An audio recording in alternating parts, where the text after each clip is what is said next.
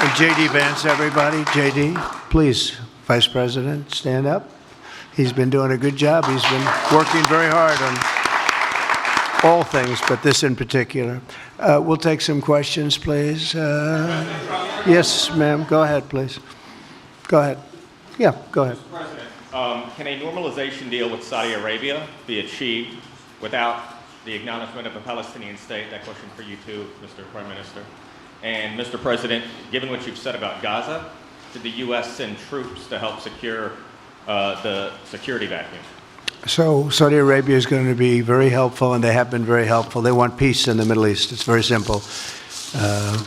We know their leader and their leaders very well. They're wonderful people, and they want peace in the Middle East.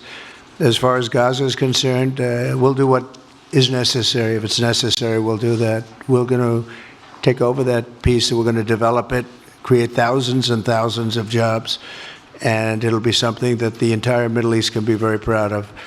But everybody feels that continuing the same process that's gone on forever, over and over again, and then it starts, and then the killing starts, and all of the other problems start, and you end up in the same place, and we don't want to see that happen. So by the United States, with its stability and strength, owning it, especially the strength that we're developing and developed over the last fairly short period of time, I would say really since the election, I think we'll be a keeper of something that is very, very strong, very powerful, and very, very good for the area, not just for Israel, for the entire Middle East, very important. And we'll, again, have thousands of jobs, and there'll be jobs for everyone, not for a specific group of people, but for everybody.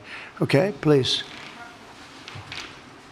I think peace between Israel and Saudi Arabia is not only feasible, I think it's going to happen. I think if we had another half a year in your first term, it would have already happened. True. Many, many more, I agree, many more nations. I think you can't prejudge and pre-guess how we'll achieve it, but I'm committed to achieving it, and I know the President is committed to achieving it, and I think the Saudi leadership is interested to achieve it. So we'll give it a good shot, and I think we'll succeed. Yeah, please, go ahead. First of all, President Trump, did you hear from Prime Minister Netanyahu at your meeting guarantees that the ceasefire will hold, including phase 2? And Prime Minister Netanyahu referred to you. Why are you refusing to set up a national commission to investigate failures of the process? Well, I can't tell you whether or not the ceasefire will hold. We've done, I think, a very masterful job. We weren't helped very much by the Biden administration, I can tell you that. But we've gotten quite a few hostages out. We're going to get more out. But we're dealing with very complex people. And we are going to see whether or not it holds. We certainly want to have more come out. They've come out damaged in many ways, very damaged people. But they're going to get better, and they're going to be strong, and they're going to have a good life. And we hope to get as many as possible out. Whether or not it holds, I don't know. We hope it holds. We hope it holds. I think that at the appropriate time, which I think will enable us to really investigate what happens, what were the causes of the failures, by an independent commission that will be accepted by the majority of the people. We don't want it accepted by one half of the people and not the other. I think we should have it, and we should find out exactly what happened. I'm insisting on it. And believe me, it'll surprise a lot of people when it happens. Kelly, go ahead, please. Mr. President, you are outlining something that is really quite striking tonight. You are talking about... Okay. Thank you, Mr. President, Mr. Prime Minister. You are talking tonight about the United States taking over a sovereign territory. What authority would allow you to do that? Are you talking about a permanent occupation there, redevelopment? And Mr. Prime Minister, do you see this idea as a way to expand the boundaries of Israel and to have a longer peace, even though the Israeli people know how important that land is to you and your citizens, just as the space is inherited by the Palestinians as well? I do see a long-term ownership position, and I see it bringing great stability to that part of the Middle East and maybe the entire Middle East. And everybody I've spoken to, this was not a decision made lightly. Everybody I've spoken to loves the idea of the United States owning that piece of land, developing and creating thousands of jobs with something that will be magnificent in a really magnificent area that nobody would know. Nobody can look because all they see is death and destruction and rubble and demolished buildings falling all over. It's just a terrible sight. I've studied it. I've studied this very closely over a lot of months, and I've seen it from every different angle. And it's a very, very dangerous place to be, and it's only going to get worse. And I think this is an idea that's gotten tremendous, and I'm talking about from the highest level of leadership, gotten tremendous praise. And if the United States can help to bring stability and peace in the Middle East, we'll do that. Bibi? I mentioned again tonight our 3 goals, and the third goal is to make sure that Gaza never poses a threat to Israel again. President Trump is taking it to a much higher level. He sees a different future for that piece of land that has been the focus of so much terrorism, so many attacks against us, so many trials and so many tribulations. He has a different idea, and I think it's worth paying attention to this. We're talking about it. He's exploring it with his people, with his staff. I think it's something that could change history, and it's worthwhile really pursuing this avenue. Yeah, please, go ahead. Go ahead. Right. President, question for you. Can you hear me? Yeah. So before rebuilding Gaza again, obviously we take all the hostages, and one of them is an American soldier who is alive. How will you be sure that you will take out all the hostages and then rebuild? We're working very hard to get all the hostages. The word is all, and we are working very hard. So far, it's been moving along fairly rapidly, pretty much on schedule. I'd love to have them all out at one time, but we're taking them out, and tomorrow more are being released, and over the days more, and then we'll go into a phase 2. But we'd like to get all of the hostages, and if we don't, it will just make us somewhat more violent. I will tell you that, because they would have broken their word. Mr. Witkoff and his entire group have been working 24 hours around the clock, and they want them out, and promises have been made to them, and we'll see whether or not those promises will be kept. But we want all the hostages, that's right. How much time do you think it will take? A month?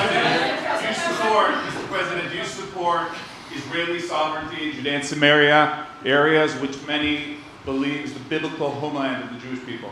Well, we're discussing that with many of your representatives. You're represented very well, and people do like the idea, but we haven't taken a position on it yet.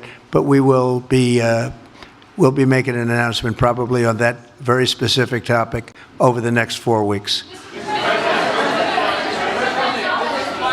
Go ahead, please. Please. Thank you so much, Mr. President. So you just said that you think all the Palestinians should be relocated to other countries. Does that mean that you do not support a two-state solution? It doesn't mean anything about a two-state or one state or any other state. It means that we want to give people a chance at life. They have never had a chance at life because the Gaza Strip has been a hellhole for people living there. It's been horrible. Hamas has made it so bad, so dangerous, so unfair to people. And by doing what I'm recommending that we do, it's a very strong recommendation, but it is a strong recommendation. By doing that, we think we're going to bring perhaps great peace to long beyond this area. And I have to stress, this is not for Israel. This is for everybody in the Middle East, Arabs, Muslims. This is for everybody. This would be where they can partake in terms of jobs and living and all of the other benefits. And I think it's very important. It just doesn't work the other way. You know, you can't keep trying. They just has been going along for so many decades, you can't even count. You just can't keep doing. You have to learn from history. You can't keep doing the same mistake over and over again. Gaza is a hellhole right now. It was before the bombing started, frankly, and we're going to give people a chance to live in a beautiful community that's safe and secure, and I think you're going to see a tremendous outflowing of support. I can tell you, I spoke to other leaders of countries in the Middle East, and they love the idea. They say it would really bring stability, and what we need is stability. Yes, sir, please. Go ahead. Thank you. Are you still committed to imposing sanctions on the ICC, despite the move being stalled in the Senate? And please, a question for the Prime Minister as well. The President has been very clear about his desire to achieve a deal with Saudi Arabia. How do you settle this if Israel is required to renew the war against Hamas in the future? Go ahead, Bibi. I think everybody understands that just as the President fought and defeated Al-Qaeda and ISIS, that we can't leave Hamas there because Hamas will continue the battle to destroy Israel. They'll do, you know, when in this temporary ceasefire, one of their leaders comes out, you know what he says? We're going to do October 7th again, except we'll do it bigger. So obviously, you can't talk about peace neither with Hamas or in the Middle East if this, toxic, murderous organization is left standing. Any more than you could make peace in Europe after World War II if the Nazi regime was left standing and the Nazi army was left standing. You want a different future? You got to knock out the people who want to destroy you and destroy peace. That's what we're going to do. I think that will also usher in, actually, the peace with Saudi Arabia and with others. And I think there will be others too. Yes, ma'am. Go ahead. Afghan suffered women as a high expectation from you. Do you have any plan to change Afghanistan situation? Are you able to recognize Taliban? Because I'm an Afghan journalist, Afghan suffered women. Any comment about Afghanistan? What's your future plan for Afghan people, especially Afghanistan? I have a little hard time understanding you. Where are you from? Oh. Actually, it's a beautiful voice and a beautiful accent. The only problem is I can't understand a word you're saying. But I just say this, good luck, live in peace. Go ahead, please. That's okay, yeah, please. And Prime Minister, you said earlier today that it was tough for you to implement these sanctions on Iran, but you did indicate that you were willing to negotiate with them. What would that look like, and are you in conversations with them? And the same for the Prime Minister, sir. I hated doing it. I want Iran to be peaceful and successful. I hated doing it. I did it once before, and we brought them down to a level where they were unable to give any money. They had to survive themselves, and they had no money. They were essentially broke, and they had no money for, as I said, Hezbollah. They had no money for Hamas. They had no money for any form of terror. The 28, if you call it, the 28 sites of terror, they had no money for any of it. They had to do their own and focus on their own well-being. And I hated to do it then, and I hate to do it just as much now. And I say this, and I say this to Iran, who's listening very intently. I would love to be able to make a great deal, a deal where you can get on with your lives and you'll do wonderfully. You'll do wonderfully. Incredible people, industrious, beautiful, just an unbelievable group of people in Iran. And I know them well, have many friends from Iran and many friends that are Americans from Iran, and they're very proud of Iran. But I hated to do it, just so you understand. And I hope we're going to be able to do something so that it doesn't end up in a very catastrophic situation. I don't want to see that happen. I really want to see peace, and I hope that we're able to do that. They cannot have a nuclear weapon. It's very simple. I'm not putting restrictions. They cannot have, one thing, they cannot have a nuclear weapon. And if I think that they will have a nuclear weapon, despite what I just said, I think that's going to be very unfortunate for them. If, on the other hand, they can convince us that they won't, and I hope they can. It's very easy to do. It's actually very easy to do. I think they're going to have an unbelievable future. Yeah, please, sir, go ahead. Thank you, Mr. President. You just laid out your plan for Gaza. Yes, Can you lay out your plan for Ukraine and also for Ukraine. for Ukraine? Yes, you consider yourself a strong leader. You blamed your predecessor for letting Russia to take over Ukraine. Will you demand from Putin to get out of Ukraine, from sovereign territory of Ukraine? So we're dealing right now in the subject. I don't want to spend a lot of time because we're here for another reason, but we are having very good talks, very constructive talks on Ukraine. And we are talking to the Russians. We're talking to the Ukrainian leadership. It would have never happened. That would have never happened. It should have never happened. I get reports every week, the number of soldiers, mostly soldiers now, the cities have been largely demolished. You talk about a very sad sight to see. We talk Gaza. Well, many of these cities look as bad as Gaza and worse, what's happened to them.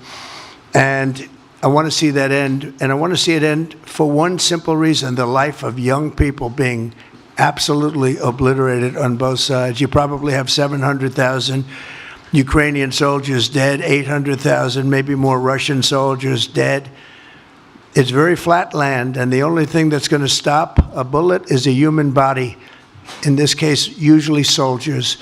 And the numbers are staggering when you hear the real numbers in Ukraine, what the numbers are. And this doesn't include the cities that have been demolished and all of the people that were killed. So I want to see it stopped. We're having very good talks, and I think we're going to get it. I think something will be hopefully dramatically, it will rise above everything. You can't let this continue. This is an absolute slaughter that's taking place on the beautiful farmlands of Ukraine, and we have to stop it. We can't let this continue. It is a human tragedy, and we're going to try very hard to stop it. Yeah, please, go ahead, sir. Go ahead. Mr. President, what's your view about Palestinian leader Abbas' role in all the regional changes you want to do? And a question for the Prime Minister, what's your view on President Trump wanting to reach a deal with Iran and not a much more active military stance towards him? Go ahead, baby. Go ahead. I think the president just said something that I think is the pivot of everything that we're talking about. He said Iran cannot have a nuclear weapon. And we fully agree with that. If this goal can be achieved by a maximum pressure campaign, so be it. But I think the most important thing is to focus on the goal, which the president just did, and I fully agree with him. Well, I said it, and he said it very well. It's a campaign of pressure to see if we can get something done. He doesn't want to do what some people think will automatically happen because they're very difficult people to deal with, as you know. But if we could solve this problem without warfare, without all of the things that you've been witnessing over the last number of years, it would be, I think it would be a tremendous thing. Go ahead, please. Do you have any plans to visit Israel soon? To visit where? Israel and Gaza. Oh, I love Israel. I will visit there, and I'll visit Gaza, and I'll visit Saudi Arabia, and I'll visit other places all over the Middle East. The Middle East is an incredible place, so vibrant, so it's just one of the really beautiful places, and with great people. And I think a lot of bad leadership has taken place in the Middle East that's allowed this to happen. It's just terrible. And that includes on the American side, by the way. We should have never gone in there a long time ago, spent trillions of dollars and created so much death. So that includes Americans. But yeah, I'll be visiting a lot of different places in the Middle East. I've been invited everywhere, but I will be visiting some, yeah. Okay. Let's go. Caitlin, go ahead, Caitlin. Caitlin, go ahead. On what you were saying there. Say it. Go ahead, please. Just to follow up on what you were saying about the Gazans leaving Gaza, going to other countries. One, where exactly are you suggesting that they should go? And two, are you saying they should return after it's rebuilt? And if not, who do you envision living there? I envision a world, people living there, the world's people. I think you'll make that into an international, unbelievable place. I think the potential in the Gaza Strip is unbelievable. And I think the entire world, representatives from all over the world will be there, and they'll live there. Palestinians also. Palestinians will live there. Many people will live there. But they've tried the other, and they've tried it for decades and decades and decades. It's not going to work. It didn't work. It will never work. And you have to learn from history. History has, you just can't let it keep repeating itself. We have an opportunity to do something that could be phenomenal. And I don't want to be cute. I don't want to be a wise guy, but the Riviera of the Middle East, this could be something that could be so bad. This could be so magnificent. But more importantly than that is the people that have been absolutely destroyed that live there now can live in peace in a much better situation, because they're living in hell. And those people will now be able to live in peace. We'll make sure that it's done world class. It'll be wonderful for the people. Palestinians mostly we're talking about. And I have a feeling that despite them saying no, I have a feeling that the king in Jordan and that the general president, but that the general in Egypt will open their hearts and will give us the kind of land that we need to get this done. And people can live in harmony and in peace. Thank you all very much. Thank you. Thank you very much. Thank you.